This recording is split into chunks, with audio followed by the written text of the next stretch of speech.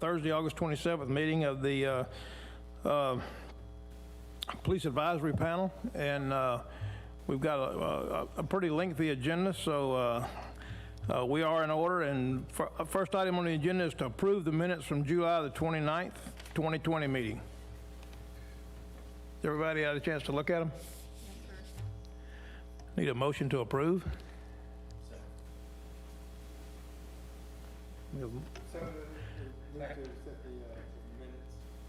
Have a motion and a second. All in favor, please raise your hand. Any opposed? Thank you. Item number 3, benchmark management presentation. I think Benchmark is joining us virtually, so if you guys are out there, please take over and let's see what you got.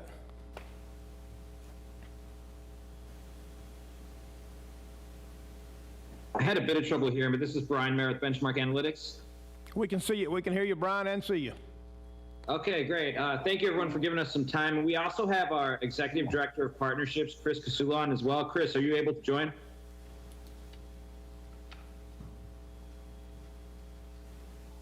I am, yes. Thank you for having us.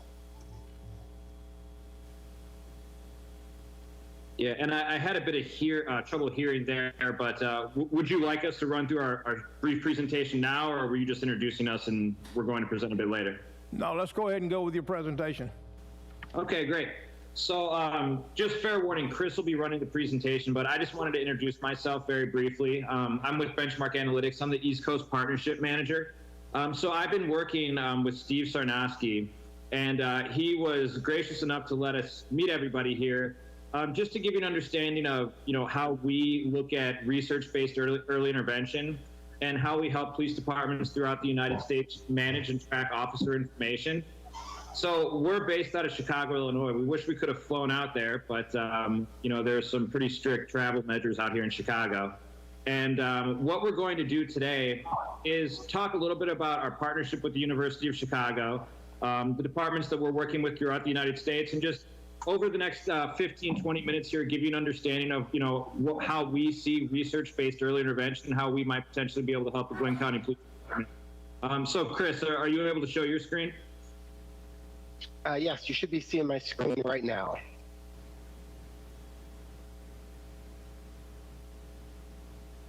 Are you able to see a Benchmark Analytics on the screen? Yeah, we see it.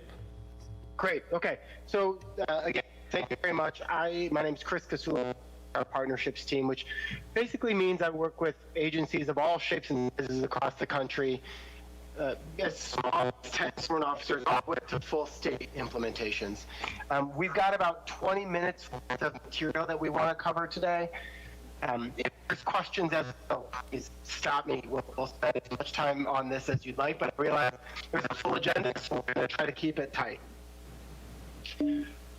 Broadly, there are 3 major things that we do, right? And if you think back to why we exist, so we came from research that the University of Chicago has been conducting for the last 10 years or so. And what they were trying to understand is it possible to identify patterns of behavior, both positive and potentially problematic, within law enforcement behavior? What the research shows is that, yes, we can in fact identify patterns of behavior, provided we're capturing the right information.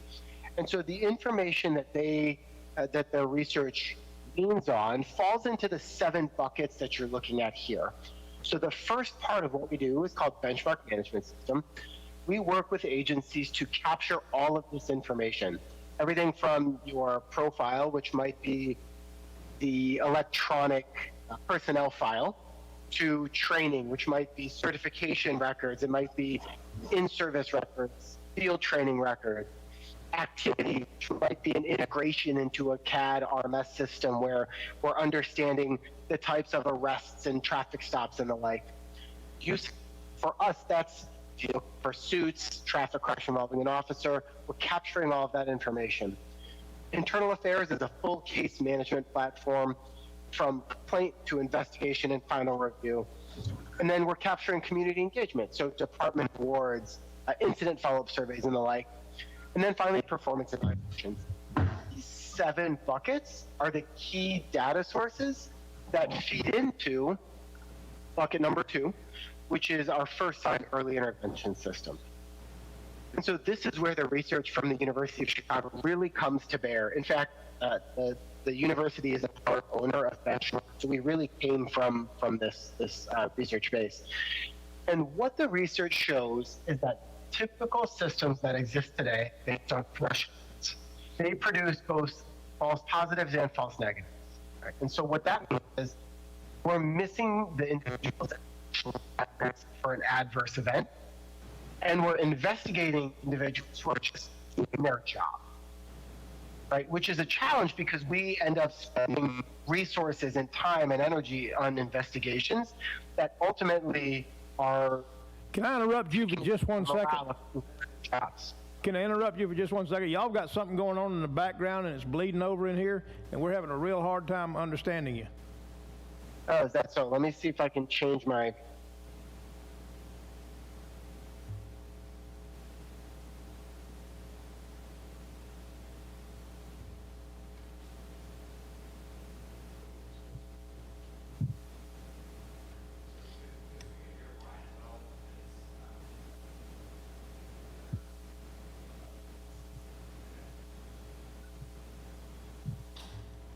Brian, we could hear you well. It started echoing or something. I don't know what happened.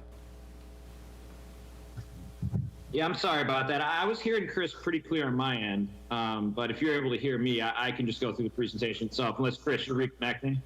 We hear you perfectly clear right now. Okay, it looks like Chris is actually reconnecting right now. So if he can't join, just if it's all right with everyone, if we could just give him a minute, then if not, I'll just run through the presentation. Sure.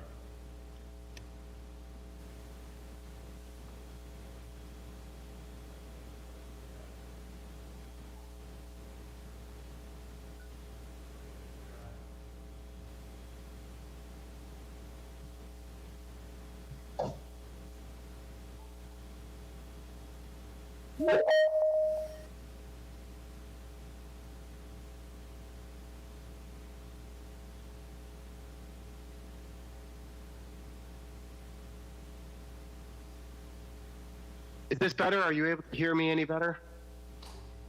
Sounds better so far. Keep talking. Yeah, Chris, I can hear you better on this end, too. Great. Okay. Thank you for your patience as we try to figure out technology. If I lose you, if you lose me across the way, let me know and we'll I think if both of y'all's mics on at the same time, it's distorting the other one. So I guess y'all got to go. One of you got to talk at a time, I'm afraid.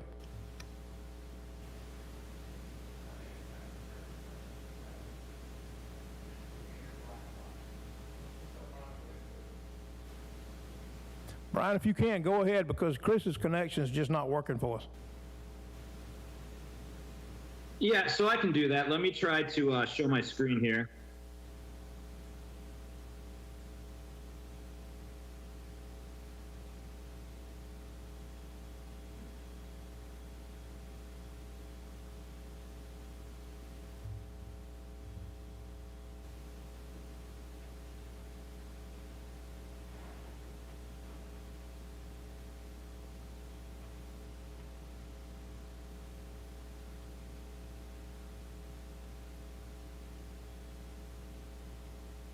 Yeah, I'm just trying to, I'm not familiar with Teams. I'm sorry. I'm just trying to figure out how to show my screen.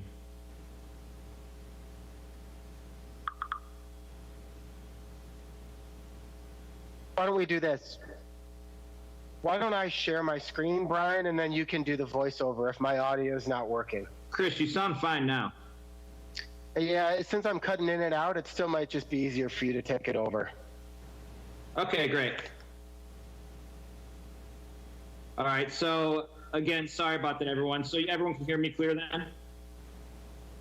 Much better, thank you. Yeah, sure thing. So I'll try to get through this pretty quickly here then in the next 15, 20 minutes. So yeah, just to give a bit of the background that Chris had mentioned and you may not have heard very clearly. So Benchmark Analytics, we're based out of Chicago, Illinois. We're partnered with the University of Chicago Center for Data Science and Public Policy. So what we've done, we've created a few separate buckets of, managing and tracking officer information, as well as a research-based early intervention platform that we've all created through our relationship with the University of Chicago. So what I can do then is just walk through these 7 separate categories you see here. This is our benchmark management system. So this is how we're managing and tracking officer information all in one platform. So first bucket you see there, I'm sorry, is everyone still able to hear me all right? Yeah, you're fine. Keep going. Yep, sure thing. So I'll just walk through these 7 separate categories very quickly, and then I'll hop into the system itself. So the first category you see here is the officer profile. So when you're thinking about managing and tracking your officer information, this is something you might see in employee personnel file. So we're capturing all personal demographic data and emergency contact information. Things like date of appointment, historical records of that officer's unit of assignment, any issued equipment. So think about, again, as an employee personnel file. Next, we have a training piece here. So it's a full training management system. So not just tracking policies, but also being able to assign and schedule training, pull and approve any outside training your officers may do, manage all of your certifications, including annual firearm qualifications, and being able to notify officers when they need to recertify. Next piece here is activity. So this is where we connect with pretty much any CAD RMS system, pull your day-to-day officer operational data, and we can compare that activity to the rest of that officer's unit of assignment and the overall department for that average for that activity as well. Next, we have use of force. So that's a catch-all module for us. We're looking at historical record of all officers' use of force history, and we're capturing, things like vehicle pursuits, officer-involved vehicle crash, and beyond just capturing that, it helps facilitate command channel review with full officer history. Next, we have internal affairs. So it's a full internal affairs case management system. So we're not just tracking officer allegation history, but also looking at a full internal case management system. So everything from complaint to intake, the investigation, as well as the outcome. Last 2 pieces here, we have community engagement, so how your officers interact with the community. It allows your department to track any positive community acknowledgements, activities surrounding community-based policing initiatives, as well as an incident follow-up survey with the community as well. And finally, we have your performance evaluations here. So this is where we can take your existing performance evaluations and build them into the system. And that goes with... Hey, Brian, let me interrupt you again. You're not doing justice for your presentation because we're not getting the flow with your conversation as it should be. It's just simply not working. And in fairness to you, I don't think we need to it's too hard for us to understand. And so we may have to revisit this, and I hate to say that, but it's just simply not working. So you said you've been working with Steve Cernowski. So let's come up with a better plan. I hate to say that, but it's just simply not working. And I'm afraid it's just not doing your system and your presentation justice. Okay, absolutely. And how about we convene at another time where we can dig in a little bit deeper and we're not having technical issues as well. Okay. What we'll ask you to do is you and Steve Cernowski figure out how you want to do it, and then we'll certainly listen to it at the proper time. Yes, sir. Thank you very much. All right. I apologize, but Dominic. it's just not fair to you. So. Mr. Chairman, this is Dominic. Can you hear me? Yes, sir. I know that when Benchmark gave a prior presentation to the county as a whole, we were able to log into a system, maybe it was a webinar or something that was on their system, which allowed us to hear everything a lot clearer than this format. Maybe that's something that we can do in the future where we're all at our own individual computers and we can log in and listen to what they're doing in their presentation instead of it trying to go through Teams. Okay, we'll ask Chief Wiggins and Steve to put that together and figure out how we can do it, because it's just, this isn't going to work for us, and it's going to leave a bitter taste in our mouth if we have to sit there. And it's painful trying to figure out what they're saying. Yep, absolutely, and we appreciate that. And I'll connect with Steve, and we can see if we can set up a time where we can set up a go-to meeting from our systems, and then everyone will be able to hear it, and we can have a proper conversation. Perfect. Thank you so much, and we apologize. Yeah, I think Chris, when that happened, that worked a lot better.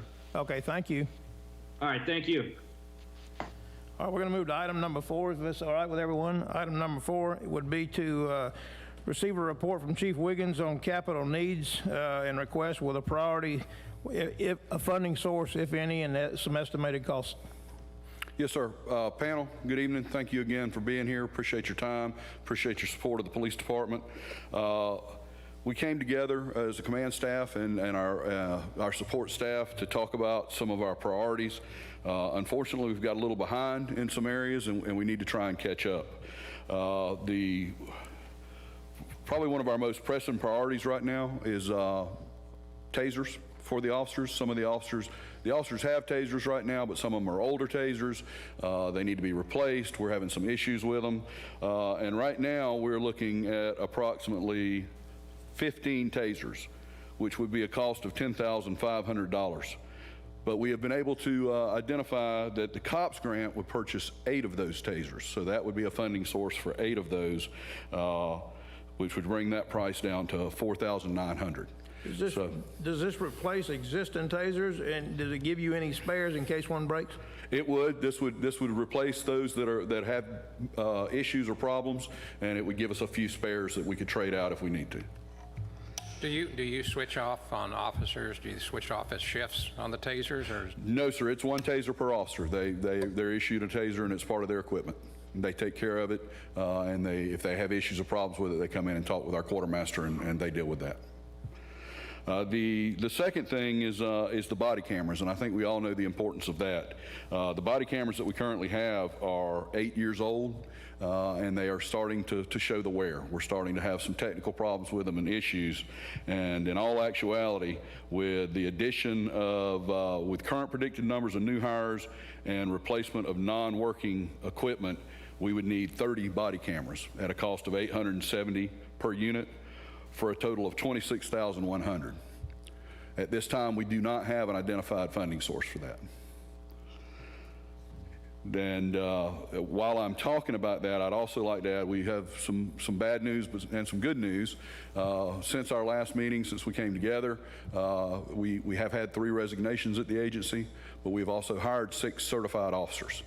So we are moving towards getting that number back up. We have about 16 officers in process right now that are former certified officers from other agencies that are looking to come to work with us. So as soon as we get those numbers back up, we should be in good shape. But currently, that is our most pressing issue, would be the body cameras and the tasers. Were any of these requested in the current budget, No, sir. the prior budget? I would have to go back and check the prior budget. I can't answer that right now. Is there a reason it wasn't requested in the budget? No, sir. In all honesty, I was not a part of preparing the budget that we're operating under right now, so I can't answer that question. And I've talked with staff, and there's not really an answer right now. Okay. We're continuing to look into it, trying to find out exactly how we ended up in this situation. Chief, one of my pet peeves is in-car cameras, and we'll ask you to do an assessment on those, to how many you have, how many you need. And basically every marked car should have one, in my opinion, but that's just my opinion. But we would like to have some kind of assessment as to where you are on car cameras, in-car cameras. Yes, sir. With the dual vision in them. I think the newest technology, if you have someone in custody in the back seat, it'll cover them plus what's going on in front of the officer down the road. Yes, sir. Okay. And we're actually meeting with IT next week. What we're kind of doing an exploratory to find out what we need, what we're missing, what type of prices. I don't have that information for you tonight, but we will have it in the future. Are these in priority order, tasers and then body cams? I would put the body cameras first and then the tasers. Yes, sir. Okay. Chief Wiggins, have you had an opportunity to check into our contract with Axon to provide tasers? Yes, sir. As a matter of fact, this afternoon, I had Captain Evans and some of the other staff. We do have a recurring cost. That is for the purchase tasers. I was in hopes that money was for replacements. We're still reviewing that, and there may be something more we can do with it. I have some of the Colin Scoggins and Steve Kirk, who are our quartermasters, are talking with Axon right now, trying to get further answers on that. It seemed to me the last presentation with Axon, they were talking about the body cameras didn't last the whole shift, and then being able to download to a central location. Can you touch on that? Is that, I mean, that was an accurate assessment. Do these new cameras that you think we need, do they download to one central location, or how does that work? I'd like to learn more about it. Yes, sir. Actually, there's a couple of options. Officer Scoggins is more versed in it. He was tied up tonight. I wanted him to come speak about it. But the new cameras that we were looking at would have longer life because they are a newer model of camera, and they would have the ability to go into a docking station either in the patrol car or in the police department. And when they dock those, then it would download those images into the cloud. So it would be a step further than what we're doing. Right now, they're manually plugging a cable in, downloading, and at the end of the shift, they have to find time to run by and do that. The security, the existing cameras you have right now, is the security set up where they can't be tampered with? It's my understanding that right now they can be. And They can be tampered with right now? Yes, sir. So what you're telling me is in the real world, we need to replace every body camera you got? Yes, sir. Chief, this issue seems to be fairly critical to the safety, security of the officers and the public. Is this something that should wait for a budget cycle, or is there something we can do before that can get these? We will certainly look for funding sources through grants and things like that, and try. It's certainly a priority for us. Do you need, when Chairman Alexander said in the real world, we need to replace them all, what does that number look like? Is that 60? Is that 120? What is the number to replace them all? Let me check with staff and see if they have a.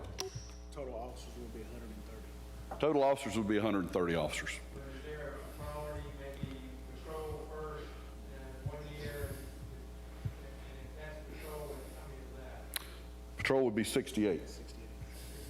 Yes, sir.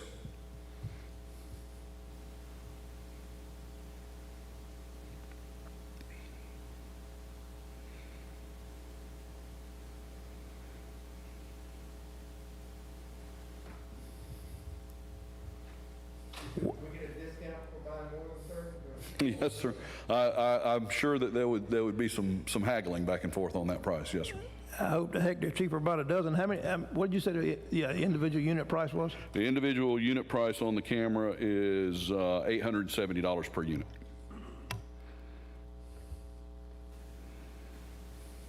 And really, just to confirm that I heard you correctly, the reason we'd want to do this, of course, our equipment is 8 years old, so the technology is behind. We have a longer life on these particular body cameras that you're talking about, life that lasts the whole shift.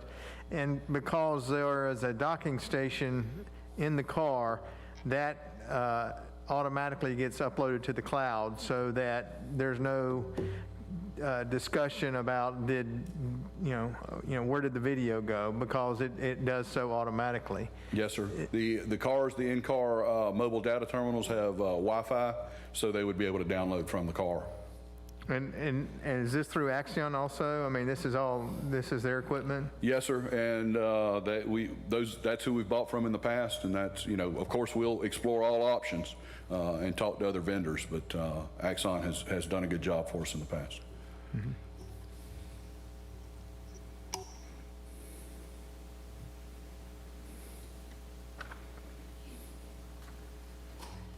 Chief, is there a reason that the COPS grant is, those funds can only be used for the tasers? You've said the body cameras would be your first priority. So is there a reason that the COPS grant is limited to, is dedicated to the tasers and can't be used for the cameras? No, ma'am, that's very insightful. The COPS grant is for 8 additional officers, and that is the officers and their equipment. It does not include vehicles, so it would include cameras, 8 cameras for those additional hires. Okay, thank you. Yes, ma'am. So for those officers, can you include the in-car cameras? Would that be covered also? Or do you know? That's a question I'd have to research and let you know. And then, I'm sorry. Okay, I stand corrected. The COPS grant is for salaries. So that would pay the salary of the officer. We would have to buy the additional equipment, so that adds it back in. So that doesn't include any equipment, you're saying? Correct. The new body cameras, are they tamper-proof? They are. Okay, so they see everything and there's no way you can turn them on or off or anything like that? The officer cannot manipulate it and go in and change the image or anything like that on the newer models. Okay. Any other questions about the cameras and the tasers at this point? Excuse me. And you're going to get us the number on the in-car cameras? Yes, sir, we will. Going on down the priority list, what else do you have? Right now, those are our key priorities. We would like to in the future, and we don't have the numbers together, we will have 3 K9 units on, and Captain Evans will be briefing you on the K9 units that we have and where they're at. We would want to move to have 3 additional K9 units in the future, so that when we move to the 5 and 4 shifting, we have a K9 on each shift. Do you know what the line item is for equipment in the current budget? Not right off the top of my head, sir. I mean, but it would include such things as tasers and body cameras, right? Yes, sir. So you sort of scrub the budget, and you know there's no money or line items in there that you can reprogram. We'll go back and take a second look. We'll sharpen the pencils and see what we can eke out of it. But we would be robbing from Peter to pay Paul, very likely. Right. Okay. Okay, can you get the capital items that are included in this year's budget, I think was the next item? Yes, sir. And we've included a packet for each of you, and I figured it would just be easier to give you those capital items as a sheet for y'all to take and review, and we can certainly either answer any questions on those tonight or answer at the next meeting. They are all in process, and we do plan to move forward with each one of those. I suggest if that's the case, we ought to probably have an opportunity to read them and then go over them at the next, Commissioner, unless you have a different.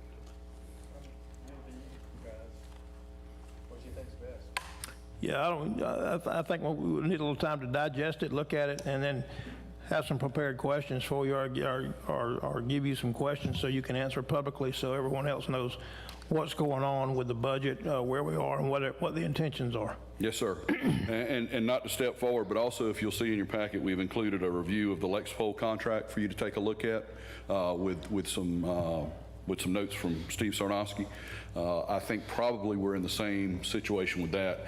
It's quite lengthy, and I think I would probably prefer, if it's okay with y'all, that y'all review that, come up with any questions you may have. Unless there's something you want to ask directly tonight, we'd certainly try and address it, either Steve or myself. Yeah, you know, I'll just make a footnote. The Lexipol contract is puzzling to me, to be very honest with you. It doesn't get you a certification. It doesn't.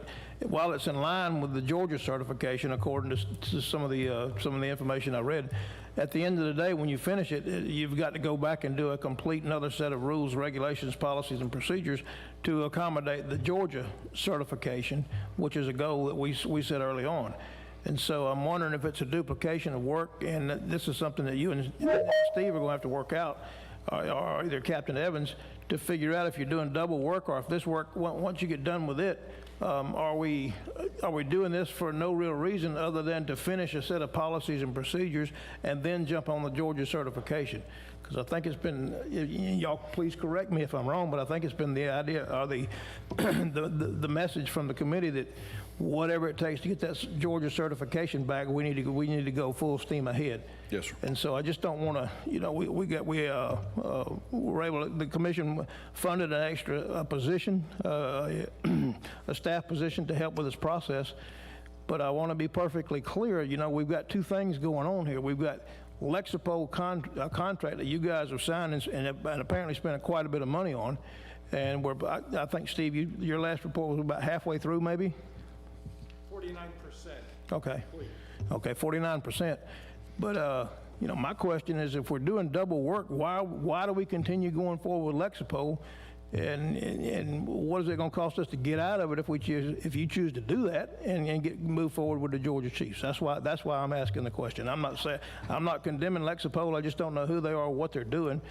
I did speak with the person over the certification at the Georgia Chiefs, and I asked him opinion, and they're non-committal. But I said, well, let me pose this question to you, what I just said, and he said, well, you're probably pretty close on the right track. So whatever that means, it doesn't make a lot of sense to me to do one, put it on the shelf, or travel under that one until you get another one done. That makes no sense at all to me. Yes, sir. It's been a very big topic of conversation for us. Lexipol predates most everybody on the command staff. Yeah. And Steve, this is nothing negative toward you. Please don't take it as that. It's just I hate to see you do double work when we may not have to do that. We can get our goal and accomplish it in the same amount of time, because I know Georgia certification is probably going to take 18 months. Yes, sir. But that's, as far as I'm concerned, that's paramount that we get that certification back for the police department. Well, I think Steve may have answered some of those questions in the package you've been provided, but certainly if you have any other questions, we can certainly address those and move forward. I see that the recommendation is to re-up the contract in September, so which is right around the corner. Yes, sir. Steve or Chief, can that be extended until there's a little more review of that? I mean, what's... I don't believe the contract can be extended, so we're going to have to make a decision. There may be a lapse in time before we renew it, but during that lapse in time, we'll get no services from Lexipol, because there's, of course, no guarantee that we're going to pay any money for those services. When exactly is this contract due? The current contract expires October 8th. Okay, so we have a month and yes, sir. Month of September to do a little bit more. And one of the things that Steve and I have talked about, and the rest of the command staff, is and you'll see it when you review the contract, and Steve may be able to address it a little bit better than I can. If we cancel with Lexipol, we lose that progress that we've made. It's gone. We can keep it in a paper form, but it's been copywritten. Correct me if I'm wrong, Steve. Copywritten by Lexipol, so we would not have that other than in a hard copy form. So that is something that when I was told that about the contract itself, that raised a red flag for me. I didn't quite understand why it would be proprietary to Lexipol to hold on to that stuff. I would assume that when you enter into a contract like that, you receive a finished product and it's yours to do what you want to with. Well, as you'll see when in your packet and you read, if we break the contract, we lose the progress I'd say lose. We won't be able to electronically push it out. So I assume this being a recommendation that you and your staff agree this is what you think we should do, you should do? I'd like a little bit more time to look at it. We have just started the really. recommendation then would be to hold off at this point? Yes, sir, and let us try and answer some more questions. Okay. If you do not renew, then, and you lose that momentum and that progress, where do you go from there? We would be back to doing it the way we used to, which would be a paper product that we would work on, in-house and push out to the officers. And so this annual subscription to Lexipol, it allows the updates to be pushed out to the officers on a continual basis? Is that correct? Yes, sir. And I apologize, I am not that familiar with it. No, I agree. This is something that I'm just getting into the weeds on and trying to figure out. But it allows us to send out, and this is something we've discussed in the past, electronic versions of the policy. The officers are able to read and review. If they understand the policy, they can hit accept and show that they've read and reviewed the policy and they don't have any issues with it. Don't get me wrong, there are good things about Lexipol, but there are things that I don't understand, and I'd like to have answers before we make that decision. Yeah, we looked at the Georgia certification to see if they provide the same type service. Have we talked to Do we those? know? I don't know that we talked about it with the chief, but GACP accreditation does not provide the same service. Okay. They provide a standard. You must have a policy on this. The policy is from Lexipol. So the chiefs of police are not going to provide a standard, or excuse me, a policy for each of those standards. They provide the requirement. It's up to us to show to them that we've satisfied that requirement by putting a policy into place and then showing documentation that we are in fact following that policy through reports, photographs, documents, reports, whatever it is that show that we're exercising the established policy that the chiefs of police requires.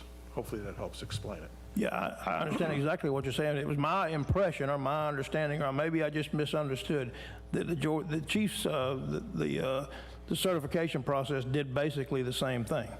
Maybe I'm wrong, but we can certainly check and see. They're like separate pieces of the same puzzle. I got you. You need them both to make the whole system work correctly. I got you.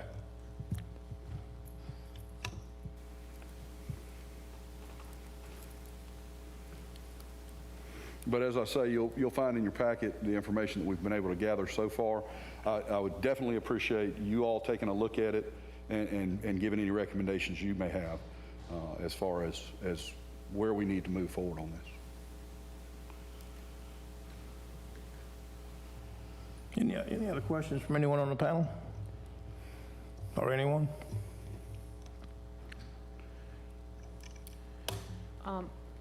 So if I understand it correctly, does a decision and recommendation, do you need a decision and recommendation from the panel by our next meeting? Because if you're talking about September 2020 being the time that you need to renew the contract, it seems that that is what you need from us. Well, we've got until October 8th, so we would have the month of September, but you're right, with the way we're meeting, I would certainly encourage you to take a look at it and email us any questions so that we can follow up on it and provide an update at our next meeting.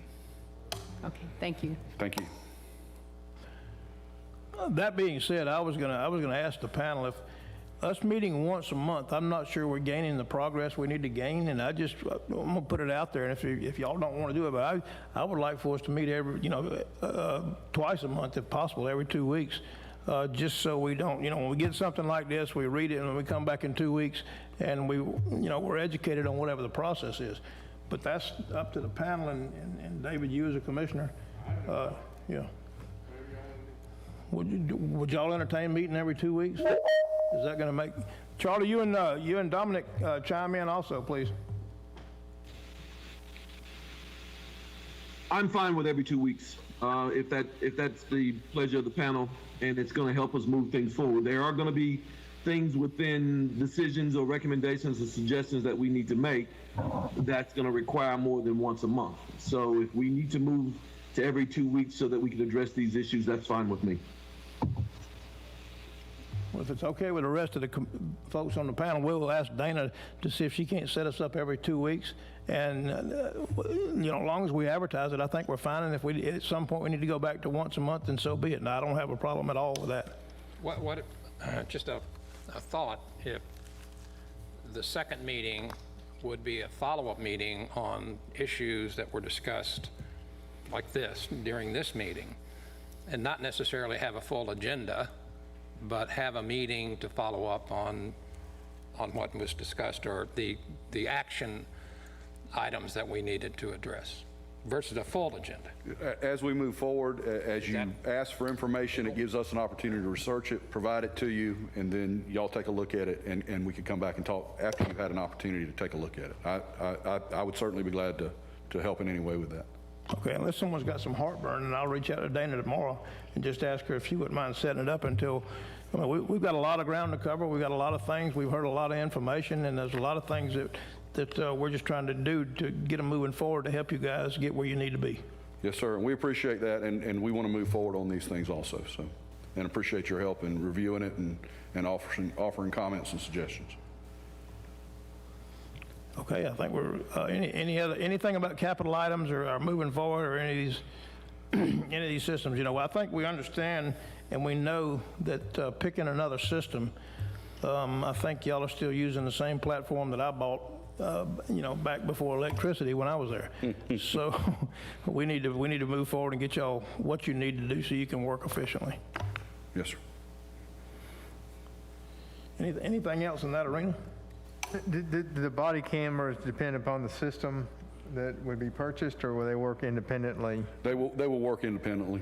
So, I mean, that's something we could theoretically get done that's not going to affect regardless of what system we're dealing with. No, sir. As we move forward, of course, if we were to go with the company that we purchased the cameras and tasers from, that would be reimbursed on the back end of, it would come out of the money that would be charged for the whole system. Yeah. And as I said, we're meeting with IT next week to really begin an exploratory committee on where we need to go. Well, I mean, there's the Axon system that we heard about last week, correct? Yes, sir. And the benchmark, which we didn't hear today, is that a competing system, or that does something slightly different? I would refer to Steve and possibly Lieutenant Noggle. I think to some degree they're apples and oranges. I think one is more of an IA reporting system, and one is more of a records management. Yeah, if I can, the Axon system, the hub of it is the RMS CAD system. With that comes all the electronic access to taser automatically uploading data, the body cameras. So it's a system that takes care of that. The benchmark program, although there is a overlap in the use of force reporting, they both seem to have Axon creating one and have one on the street soon. Benchmark having already one that's exercised and well distributed among law enforcement agencies. But all the other points of benchmark, some of which I'm sure you didn't get because of the quality of the presentation tonight, are standalones. My view is that those two systems would take care of most of our automated record systems requirements, but they're largely separate, different, but there is some small overlap. And the benchmark system would piggyback off the RMS CAD system, whether it's Spillman or Axon, to provide raw data to support its own systems. So they would work together. But will both of these systems interface with the existing county system? Well, there's no point to having the Axon RMS CAD system and the Spillman RMS CAD system, one or the other. We've got Spillman. If we decide we want to go with Axon, we'd have to figure out how to extricate ourselves from the Spillman side of the house. The benchmark system, and we can ask the gentleman more carefully, but my understanding from my past discussions with him, can be integrated into either of those two systems. But we won't have them both at the same time for any, maybe there's some turnover, but there's no point in having two RMS CAD systems. That wouldn't work. Was there, were you going to work with IT, and I think Mr. Usher at 911, he had offered to look at what the police department was doing in regards to Spillman. Have y'all had that opportunity to meet? And you know, the chatter I hear is that we're not utilizing that system as well. I think Mr. Walker looked at it and had some descriptions of it that made me concerned that it wasn't up to date, or we weren't up to date technology-wise in that system. I think any technology that we bring in, we've got to make sure this will be fully utilized and that our officers can use it, and that we're getting them the kind of automation that we need in order to be more efficient. Have y'all met with him concerning the Spillman? And I'd have to defer to the chief for that question. I know we've had discussions in the past. So far, I've not been successful in getting anything specific and concrete from the Spillman side of the house. I may not have exercised all of the options available, but I know that there's still conversation going on to see if we can't get that. And actually, we're going to have a small meeting tomorrow in front of just a related matter to see if we can't exercise some more capacity. And are you talking to them directly, or you're through our IT so far? Can you help facilitate that? Commissioner, we're actually, Tuesday of next week, we'll be meeting with Deborah Bragdon, who is the interim director of IT, to have these types of conversations.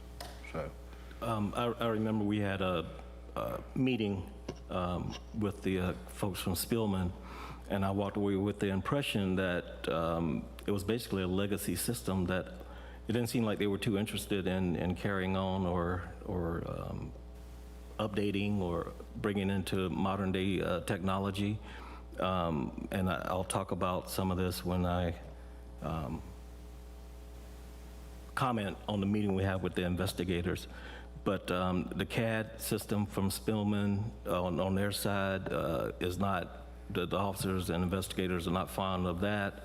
And I know you may feel the same, that it was one of the meetings where it seemed that, yeah, we can do this, we can do that, but nothing happens. So any company that provides technology to someone like a law enforcement agency, that technology should work right out of the box without any system interruptions or by breaking something else in the system. So I think that's a problem with Spillman. I do not recommend keeping that technology around. It's just not going to work. It hasn't worked in the past. It's not going to work now.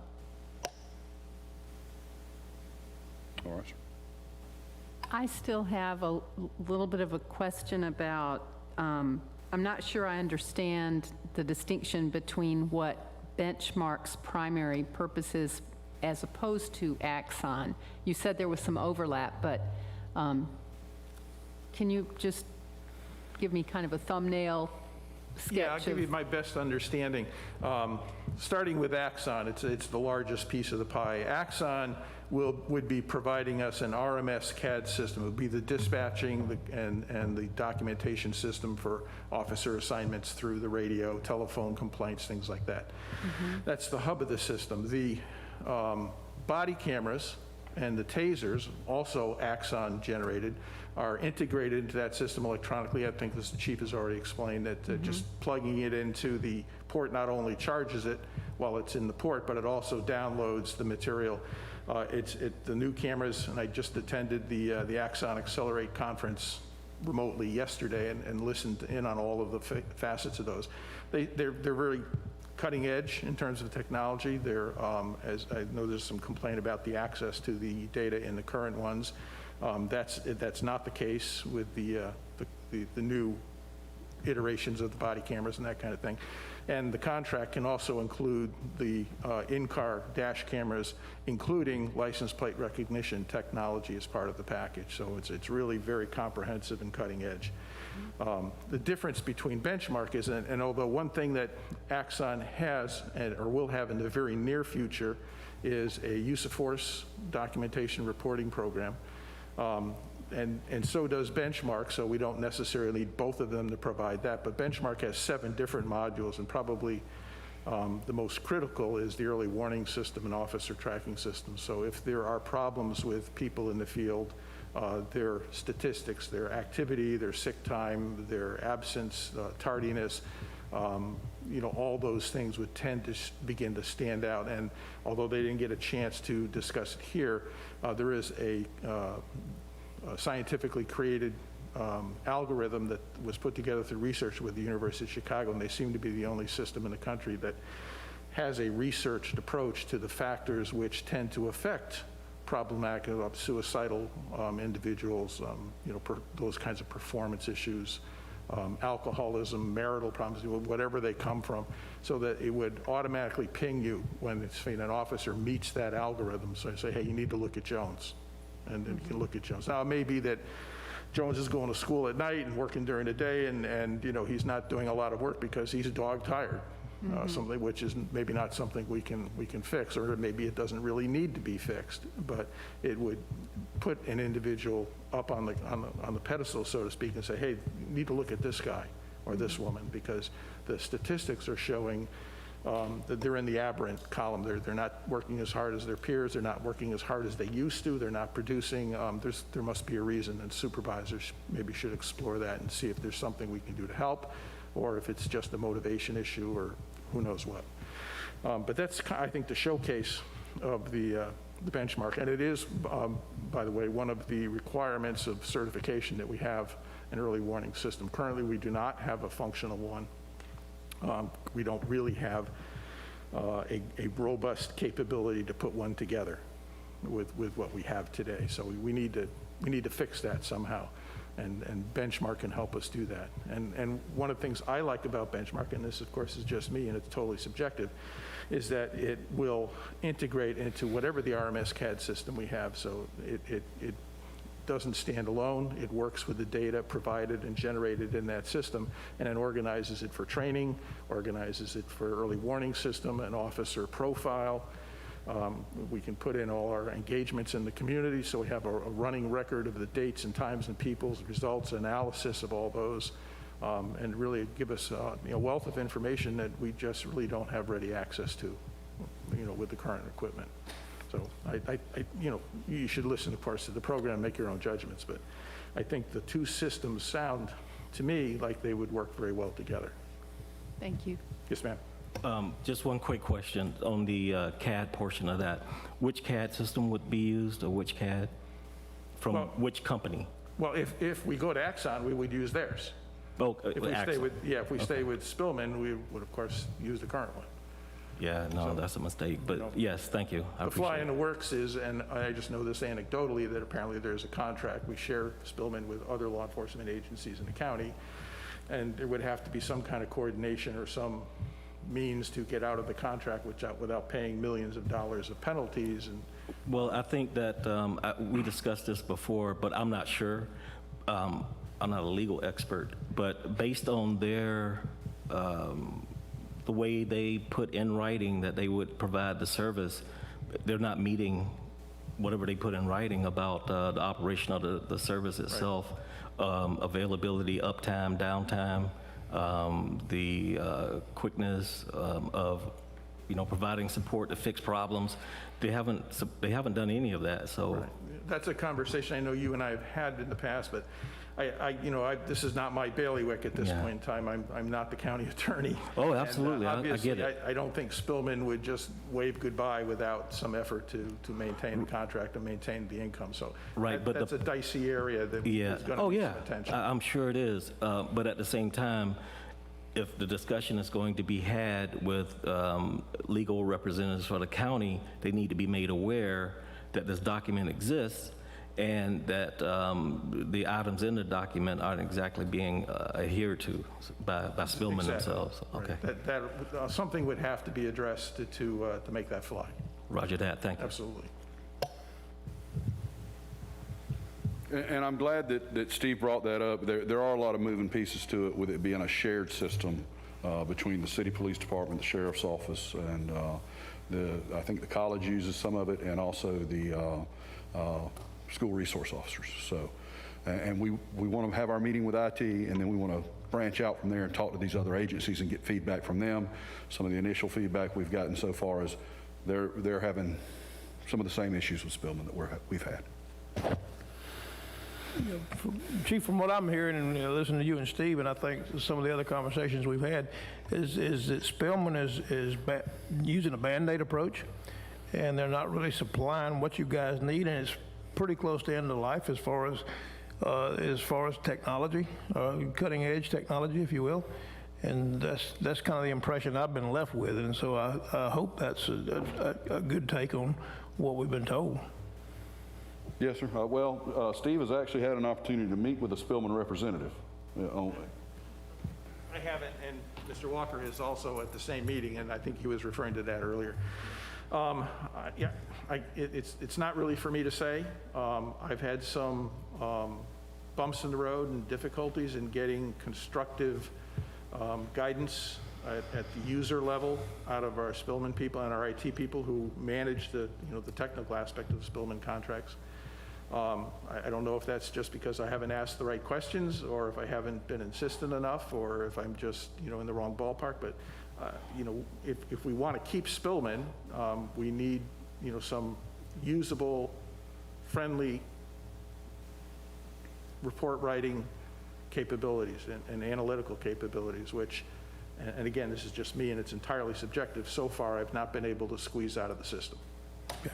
You're not wrong, and there seems to be, it's almost like a used car salesman. It's like what they're not telling you.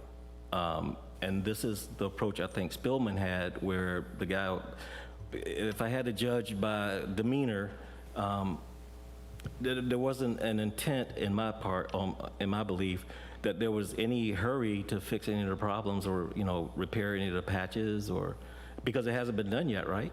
They still have not repaired anything. So to go with Spillman, there's a couple of choices. You could just, count it as a loss, any money paid on the contract, and go with something that saves man hours from people attempting to do their job but can't because of Spillman. So you might have to, I'm not the one to say, but I suggest you just eat that loss and go with something that allows the officers to do their jobs. Yeah, and I would first say there's many people out there in our organization and the IT have a lot more understanding of Spillman and the details than I do. I just haven't been able to get my fingers around a usable result for the purposes we need. And I should mention that some of these reporting requirements are set forth as accreditation standards. Some of our policies that we'll be discussing in the next week or two will address the implementation through policy of the need to get that. What we're missing is the technical ability to make good on the promise. If it's out there, we need to find it. If it's not, we need to go elsewhere. Chief Wiggins, I just leaned over and spoke to County Manager Hours, and anything you need, if Spillman's not responding, please, I think he's going to start looking into it too. So I find it unacceptable that a vendor is not providing the information that we're requesting and the help as much money as we pay them. And I'd also love to hear from the other agencies what their shortfalls are with Spillman, and let's see if they want to, if Spillman can up their game or not. And then we may need to have a talk amongst our partners, but please call on him. Yes, sir. Definitely will. Thank you.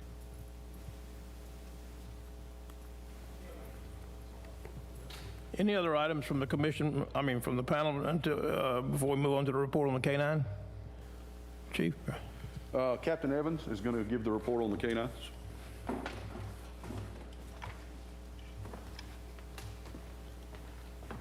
Good afternoon, panel. In the essence of time, this is going to be brief. Spoke with Sergeant Eric Koenig, who's the K-9 coordinator for the police department. Our officers are up at Highland K-9 training in Harmony, North Carolina. We have 3 dogs that the county just purchased. The handlers are Officer William Duggan. He's assigned to K-9 Betty. The breed with her, she's a Belgian Malinois. Officer Melissa Nolan, she's assigned K-9 Rossi. Breed German Shepherd, he's a male. Officer James Lewis is assigned K-9 Roxy, and he's a Dutch Shepherd. She is a Dutch Shepherd. All the K-9s are European imports. This is Officer Lewis with his K-9 right there having a little fun. Day one, they started training at 0800 to 1700 hours. They had an orientation of the facility, the staff, and just to see how the facility operated. The schedule handlers were introduced to their respective K-9s. They began narcotics detection orientation with the staff members, handling the dogs for the majority of the time. Reason for this, much like starting out on the road, there is an observation phase of each element of the dog's training. In our case, we have dual purpose K-9s, which all of our respective K-9s have been trained in narcotics detection, apprehension training, tracking, and trailing. Of course, there's much more to the K-9s, how they're trained as in far as building clearing, vehicle extrication, and etc. On the first day, the handlers were able to handle the dogs with the instruction of the staff at their immediate assistance and direction. Day 2, the training began at 8 o'clock and ended at 1700 hours. They did say that the mix-up in training due to the times and the heat and weather conditions and elements. From what we were told, on this day, the handlers began the leash work with narcotics detection and also were introduced to the tracking trailing with their respective K-9s. The handlers were allowed and taught the decoys for track lane while not working or watching with the instructor staff as they handle the respective K-9s. Once again, the instructor staff will handle the K-9s and call out certain things that the handler or handlers need to recognize, correct, or overcome. Each K-9 has different behavioral patterns, so this is a wonderful experience to the handler so they can view what needs to be done with their K-9.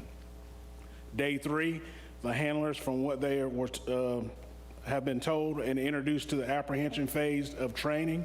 The handlers again were in observation mode and were allowed to watch the instructor staff correctly engage with their canines for apprehension. The owner and trainer of Director Jason Perkison was a decoy from what I was told, and some of the staff also assisted in the work. The officers only had a few complaints. They said that they were completely sore and tired because of the real-life experiences, and noted that this was some of the best training they ever had. So I would like to welcome our 3 new canines as police officers to the Glynn County Police Department. They have 4 weeks of training, and once they are trained, they will have a national certification. Sounds good. Any immediate questions? I've got a couple, Ricky. Excuse me, Captain Evans, but the equipment that you need, the feed, vet bills, and all that, are all those costs incorporated in today's budget? Yes, sir. What about the housing for the kennel? The kennel stuff and all that is in the budget. I don't know if the bite suit, because we haven't had attack dogs in a while, I don't know if that's actually in the budget. I'll have to get with Sergeant Koenig to find out. When I was over canine operations, we had enough money set aside from a private donor to purchase that, but since then, since we changed administrations, I don't know. Do they, are the dogs housed with their respective trainers, or are they housed separately? They are housed with the trainers. Okay. And you feel there's sufficient money in the budget to support this program? Yes, I do. In the out years? Yes, sir. And the county also provides the kennel and the dog houses and the shelters, any of the sheltering for the dogs. So the dogs are put, just like a regular family pet, they're kept at the houses with the handler.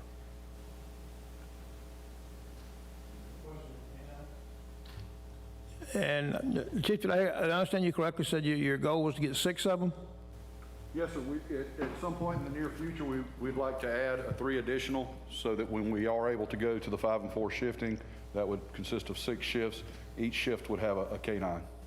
Did I understand y'all correctly telling me that you can't have public funds donated for this program? That would be a question I would have to ask the county attorney. I know they're doing it in a lot of other counties, and I thought I heard that, but maybe I didn't. But we can so I would certainly like to look into that, because I understand there's a lot of people that are really caring out there, and they're wanting to understand what the program is, and they would be willing to help support it. Yes, sir. We've had offers from people in the past. We just need to talk with the county attorney and see if we can do that. Well, I know that we take donations for animal control, so I think that we should be able to do it, and if we can set something up like that, that's a great idea. Okay.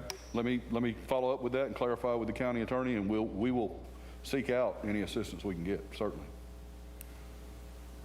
I think the K-9 program is a wonderful program. It, enhances the officer's safety. It's a, if you will, it's a lesser use of lethal force, and which is much needed in our world today. And I would encourage that we keep this program up and running, and keep the standards up, and their training just as consistent and top shelf as we can possibly get it. Yes, sir. We've seen in the past with the tracking capability, finding one lost child is worth, you can't put a price tag on that. Any other questions about K-9? Okay, thank you. Yes, sir. Before we pick a date for the next meeting, one thing that it's my fault, I failed to put it on the agenda, but myself and Mr. Walker, as all of you are well aware, we spent a lot of time out there talking with the patrol officers, and almost all of us were involved with sitting down with them and listening to what their issues are, what their ideas, their complaints, and whatever. And Teresa was kind enough to bring a list. So as a follow-up to that, myself and Mr. Walker went out and we met with the investigators and some of the admin staff. And I'll have to say that their concerns and their issues were pretty much the same. And in my opinion, and I'm not casting dispersion at any of you guys, but I think that transparency and communication is the key here. There's too much unknown. They don't know what they have, what they don't have. They don't know if they have a budget or they don't have a budget. And so I would encourage, to do whatever you can to be sure that everybody understands exactly where their division is, who's controlling the budget, what's in the budget, and then when it comes time for the new budget year, they have input. And then, after that goes to the commission and whatever's approved and not approved, they get a copy of that so they know. I think transparency has to happen in our world today. And if we don't do that, you're going to have this siloing of different groups or different shifts or different departments and all that kind of stuff. It's got to go away. It's got to go away. And we heard that loud and clear. And so I'll turn it over to Mr. Walker for any further comments about our meeting. It was a 3-hour meeting, by the way, we had with those folks. Not to make the meeting any longer than it already has been. As Mr. Alexander said, or Chairman Alexander said, a lot of these comments, concerns, opinions were almost in step with the first meeting we had with the officers. The investigators and the administrative staff pretty much echoed the same thing. So what I learned from the technical side or technology side of the house is what we've been talking about since we started, and that's the Spillman system. There's a lot of concern over the performance or lack of performance that system has. It seems to be a common theme. Current technology is not current technology. It's outdated and almost analog. So software updates and patches should never be one of the things to cripple a system. They're supposed to improve a system. That's why they patch a system, to repair any issues or update certain modules without replacing the entire system. Body cameras, we talked about body cameras already, so I'll skip that whole part. There was some mention of a need to update and integrate the e-citation devices. That was one of the other concerns, was the amount of time it took and, fighting with the gear itself in order to quickly produce a e-citation. Of note, there was agreement among the group that the ability to obtain vehicle information, criminal background information, and other information required to perform a successful investigation is hampered by current technology. And that has something to do with the CAD we were talking about earlier, and say the state patrols or the state patrols access for data. There, I think it's called the Georgia Criminal Information Computer. As I understood it, that information can be accessed, a certain portion of can be accessed by dispatch. They can get that information, but what happens is the officer ends up cutting and pasting from one system into another page because of the security concerns or the security regulations from system to system as far as access goes. I was told that not in one system, not only just GCPD personnel have access to the information, but some other county employees have access to a certain portion of that information. So therefore, it's not a seamless transfer of information from the state to the local government. And also the fact that the GCPD shares data and has access to other department information outside of Glynn County. So my thought was that if it's even worth it, if the department thinks it's worth it, then some type of agreement or some type of conversation needs to be had in a way that would allow the segregation of sensitive information, law enforcement information, from populating into the county side where all employees have access if you have a password or you have the system itself. That's just a thought. Other than that, it's either continue to do business as is. I don't know if the new software will make a difference, but I suspect it won't, because it's a security, information assurance and security issue. So perhaps if you could purchase something that was secure and agreed upon, or through a memorandum of understanding, memorandum of MOA of agreement with the state police department, maybe there's a way to do that and cut down a little bit more on redundant manual manipulation of data.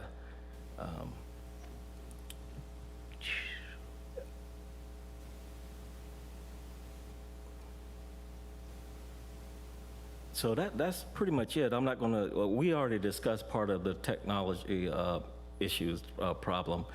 It's just that it seems like the same theme was you spend more time attempting to do your job than actually doing your job. And it's no fault of, no one's to blame except for the companies that provide the information or provide the systems for use. So if a system is not intuitive, if it won't work right out of the box, then that's a dead giveaway right now that you just bought a lemon.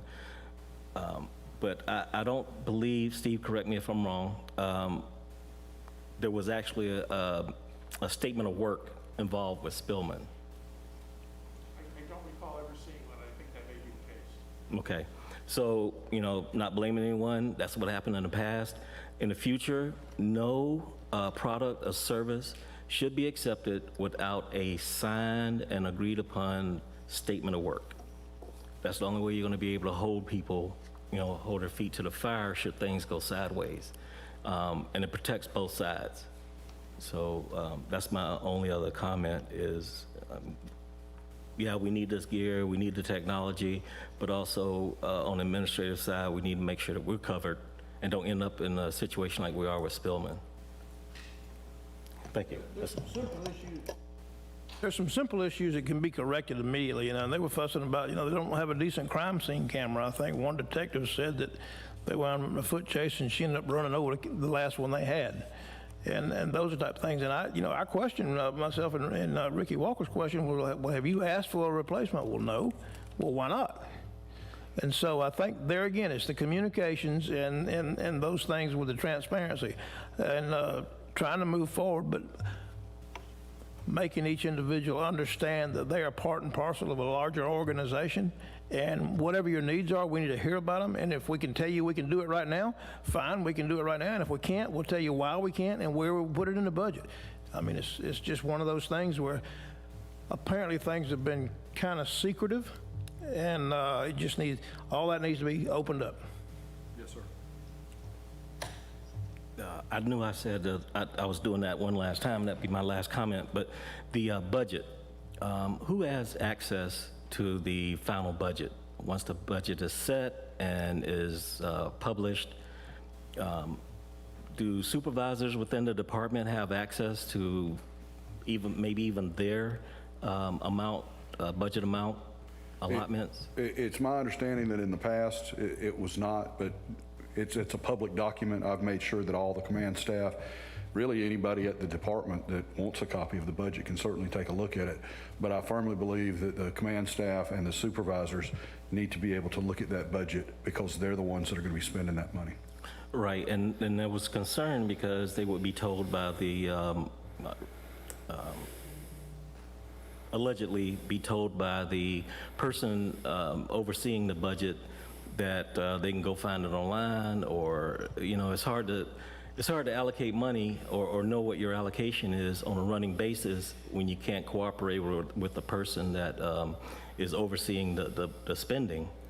So it was concerning that these officers or supervisors didn't have a running total of the amount of money they had left over that was you know, tapered off for them.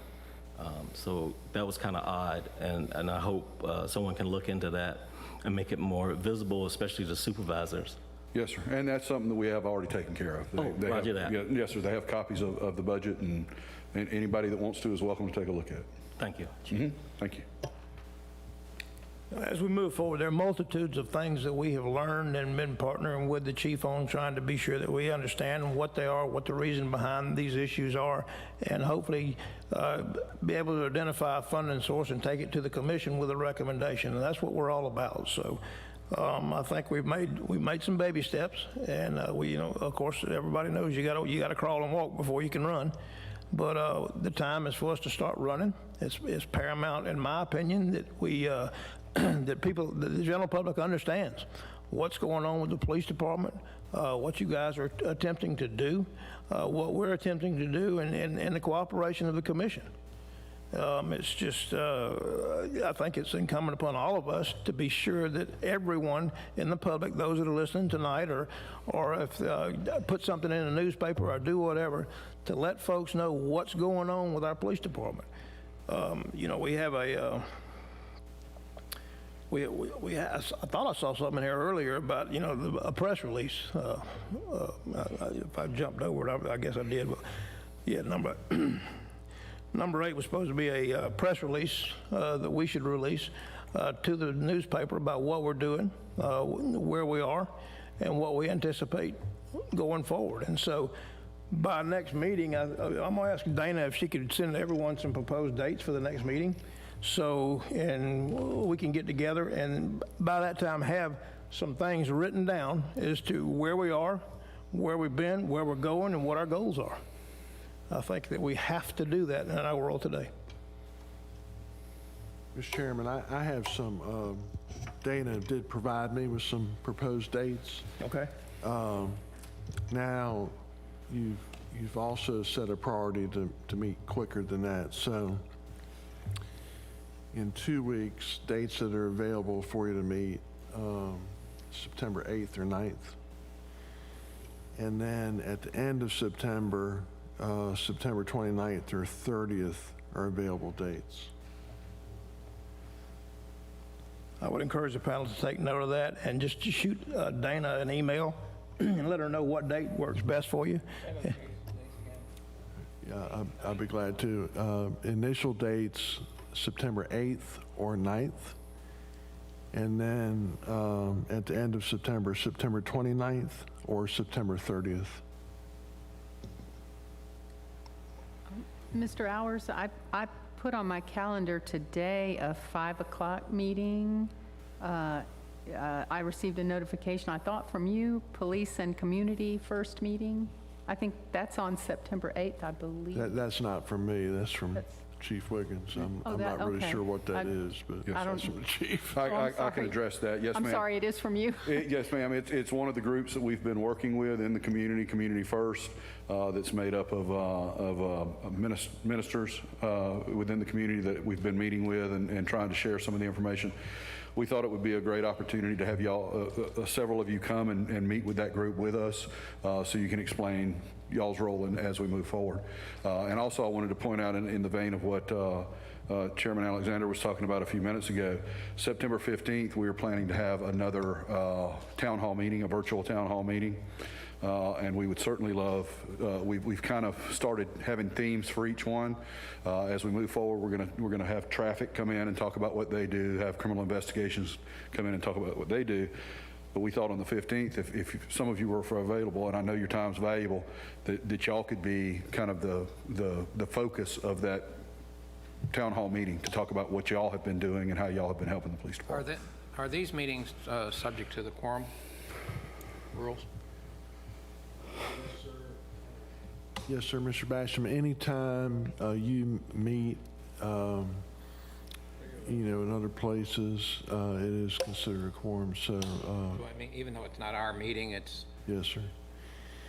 And the way we normally do that is notify the press that a possible quorum could be present. So, and Mr. Chairman, I totally forgot about the Community First meeting, and thank you for pointing that out. So I guess September 8th would be off the table and just be September 9th. I do have a conflict on September 9th, if the meeting's going to be at the time we ordinarily meet.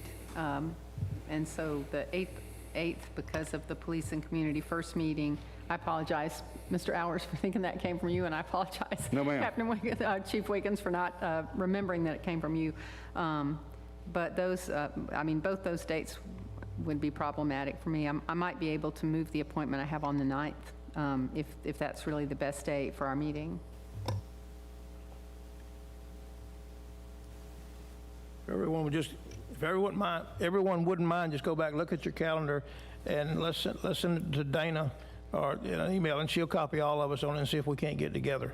in a lesser time period than, another 30 days. I think we need to just get busy. I would like to suggest, though, that we do attend the 8th, the meeting on the 8th. Whatever number is appropriate, but that sounds to me like a meeting that we should be involved in. We'd appreciate that very much. Where is that meeting being held? At the police department in the Emergency Operations Center or the training room.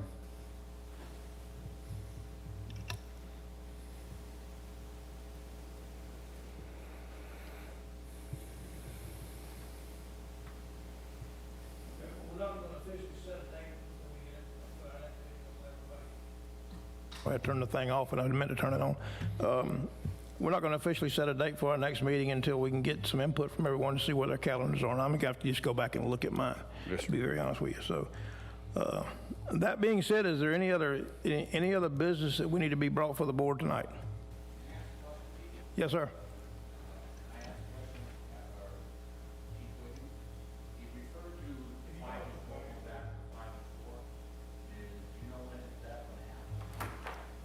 Pete, we'd really like to do it right now. We'd like to have done it last week. It boils down to Mr. Chairman, I hate to interrupt, but I did not hear that question. If he's not at a mic, I cannot hear him. Pete, would you want to come to the mic and repeat the question?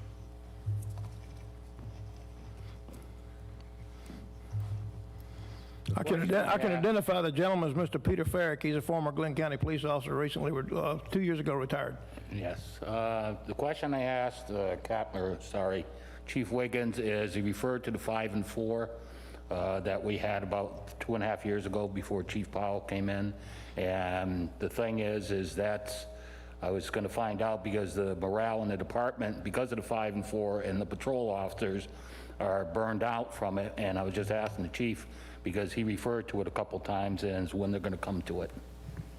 Now, Pete, let me ask you, they're burnt out on the 5 and 4, or they're burnt out on the 12-hour? On the 12 hours. Okay. You can talk to any of the patrol. And we've talked with them, and it boils down to manpower. We don't have the numbers that we need. As soon as we get those numbers up, it's a done deal. It's just, and I know that they feel like they've been promised something and it's been taken away, but it's out of our control to some. I fully understand, but you referred to it, and the people in the department are waiting for a time, as you all know. I just had to throw it out because you may mention. The other thing I like to ask is about the K-9 division. Okay, are they going to be on a separate budget now? They do have their own budget for Okay, K-9. but prior to this, they were not on a separate budget. Pete, I can't answer that. I don't know what was being done before. That was the question, because when Hank Scott was in charge for 1.5 years, whatever, what happened to everything that he accumulated there and the budget there? That's just a question I want to throw at you to investigate or audit them in Sure. regards to that, because there's equipment just laying out there. Okay. So that's all I ask. No, and I appreciate it, and we'll certainly look into that. I wasn't aware, but I will certainly look into it. I didn't know how to technically do this, and I just wanted to present it to you. Thank you for your time. Let me say this. The process was, they made a recommendation that they wanted to go back to 5 and 4 after talking to the officers, 5 and 4 shifting. They made that proposal to us. We took it before the commission. The commission has approved it. We just had to backdate it because he's not able to get enough people on board to facilitate the shifting as it needs to be. The 5 and 4 is the best thing since sliced bread, in my opinion. It does all those things that the officers need, and so that is going to happen just as quick as they get enough people. Yeah, but the officers, why do they know it? Because they've been promised since the chief's been in at different times. As long as they know it's coming. Well, there's 3 levels. You got the chief and his administration saying it is, you've got us saying it is, and you got the commission that has approved it, so it's coming. Thank you. That's very important. Thank you. And Pete, I will say, we put a date on it one time, and we weren't able to live up to that date. And, yeah. That's what unraveled this department when they went to the 12-hour shift. Everybody knows it. I am hoping, because of the onboarding that we're doing right now, that before the end of the year. There again, I don't want to put a date on it because it's manpower dependent. If we lose more officers, if we gain more officers, so, but point well taken. Thank you. Anything else to be brought before the panel tonight? Yes, sir. Yes, sir. Lieutenant Noggle, I'm in charge of the traffic and heat units. I'd just like to request that some of you visit with them. They have a very unique responsibility and perspective within the department, and I would appreciate it if you guys could find some time to meet with them.